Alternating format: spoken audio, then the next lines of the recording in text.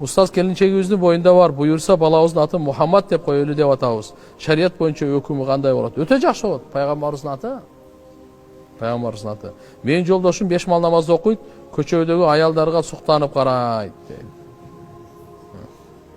5 мал намазында рахат жок мунукунда. Ачык айтып коеюн. Арам менен эч качан жүрөк тынчтанбайт.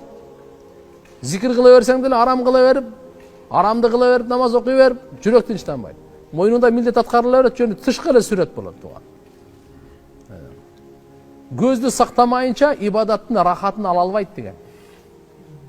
Ибадаттын рахаты көздү сактаганда. Хадистерде ким көзүн сактаса, күндөр аз эстей албай калмын. 3 күн бекен, 1 жумабы. Көзүн сактаса, Алла Таала жүрөгүнөн данышмандыктын сөзүн чыгарат деген. Булагын чыгарат деген. Ибадаттын рахатын берет деген. Сажданын рахаты, Кур'андын рахаты, зикир, дуанын рахаты көз сактаганда. Көзү сактабаса, рахат ала албайт. Ошон үчүн бүгүн биздики телефонду ачканга, тездей, Кур'анды ачканда эле тажап калабыз. 10 мүнөт зорго ачат, 15 мүнөт, жарым саат зорго ачабыз Кур'анды. Эмне үчүн? Жүрөгүбүз тартпайт. Алланын сөзүн окуганга эмне үчүн жүрөк тартпайт? Көз сак эмес да. Көздү кой берип койгонбуз да бардык жака.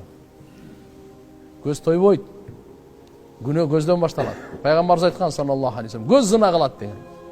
Кол зына кылат деген. Көз зына кылат. Аллахым сактасын.